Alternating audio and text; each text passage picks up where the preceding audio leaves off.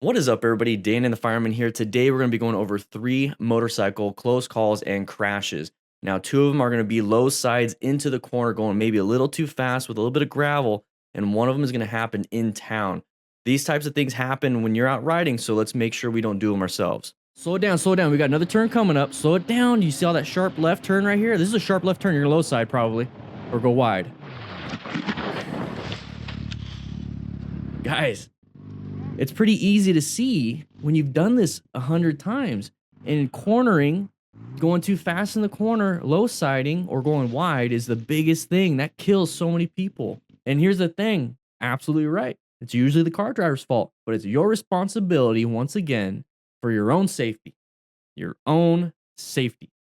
I don't care who's at fault. I don't care. You know how many times they haven't found people that were at fault, but they always know who the victim is? Right? All right, so we're moving forward. So right there, look at that. Look at that sign. That's going to indicate it's a 20-mile-an-hour recommended speed for the average driver in a car. Sharp left turn. You see how it's almost a 90-degree turn? It's not a little ziggle wiggle. It's a 90-degree turn, basically. And that's going to be very, very important for you to slow it down and do slow press and roll before the turn. And you can always add more speed later. You can always catch up later. Who cares if you're slow in the turns, but a little quick on the straightaways? It doesn't matter. It really doesn't matter. Okay, what are we trying to do? Be fast on the road, or are we trying to have a good time with our friends? So right here, we should be slowing down. So like about 50% of our speed should have been, not 50% of our speed, 50% of our slowing down part of slow press and roll should be about right here. And then probably like right here is when I start to decrease some of that braking. And what you can do at that point is now start rolling on the throttle with some braking, with some trail braking, and you can go through this whole thing trail braking. Or if you're a beginner, learn how to be smooth from braking to maintenance throttle. Maintenance throttle is just going to keep your speed around the corner, but you should be doing a lot of your braking till about here. And then you're going to start making that turn. And then once you're straight or your nose is where it wants to go, then go ahead and apply some throttle there. Okay. So if you're concerned about losing your friends, they're taking off without you and they can't find you, get yourself a Cardo Pack Talk Bold. Get yourself a Cardo. That's what we use here at the DFM Crew local. Okay. The Tucson crew has all Cardos. We love the app and we talk to each other that way. It just connects really quick. We set up a group to where we just automatically connect. Anyway, so we're moving here. Went a little bit too fast. Now, at this point, you could either do one or two things. You can panic and dump the bike by slamming the brakes, or you can commit to the turn. I guess you could do a third, which is what's going to happen here, and just kind of run off the road. Commit to the turn. Hopefully, you don't low side. You got full gear. Hopefully, you know how to do your knee down or whatever. Hopefully, you know how to do some trail braking. But at this point, should you be hoping? No, you should have already had the training for that. So you're probably going to go wide. But if you're going to go wide, straighten the handlebars up and apply as much brake pressure as possible. That's that emergency stop in a corner, but it's not always going to save you. As soon as he hit that gravel, lost traction. All right. Anyways, so turning left right here. Good job, Cool Breeze. Oh, the person started creeping. Whoa! Thanks for watching.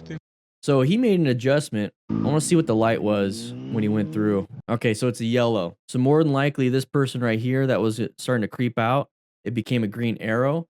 Didn't see us. Inattentional blindness, whatever it is. Maybe they're only looking at the arrow. They did a quick look and then went, but they don't see us because of inattentional blindness. Literally, the brain shuts off the image of a motorcycle rider because they're only looking for car drivers and maybe pedestrians. So he's going to start coming out. And here's the thing I really like about Cool Breeze. He has his own set path. He's pretty much lined up. I'm going to try to make it as best as I can to do that. So it's a very easy turn. But as soon as he saw this dum-dum start to come out a little bit to like right there, halfway through the turn, he adjusted and then reapplied his turning. So that's that easy adaptation.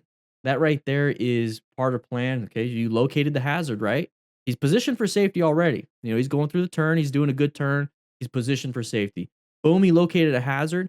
And all he did was whoop, adapted to the hazard and moved into a different area. He didn't have to do crazy swerves, crazy braking.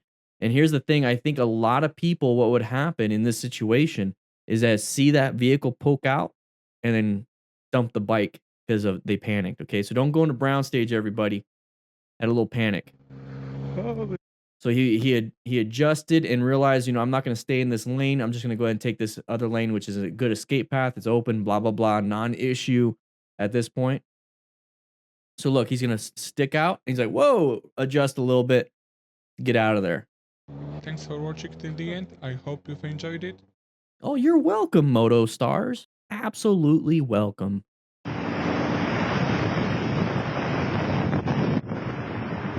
All right, are we gonna slow down before the turn? Okay, very sharp turn.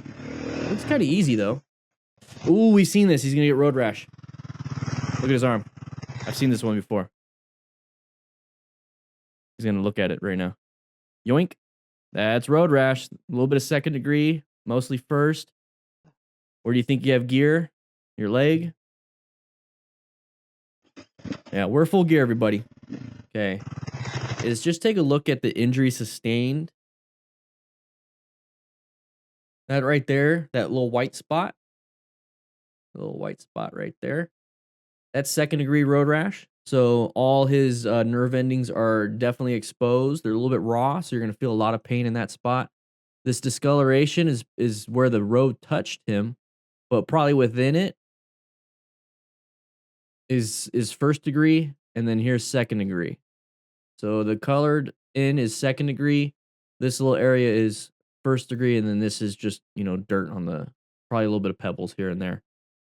And then he's going to take a look at his knee because it obviously hurts. He wants to check it out, see what it looks like. That right there is where you have gear, guys. Where you have gear. So a simple mistake as a low side for unknown reasons, don't know why, zero clue, can hopefully be mitigated by your little safety net, which is going to be, guess what? Your freaking gear. If you like this kind of stuff, make sure you click that like button or watch this video to get more information on how to be a smart rider. All right, guys, with that said, hope to see you on the live stream. Yeah.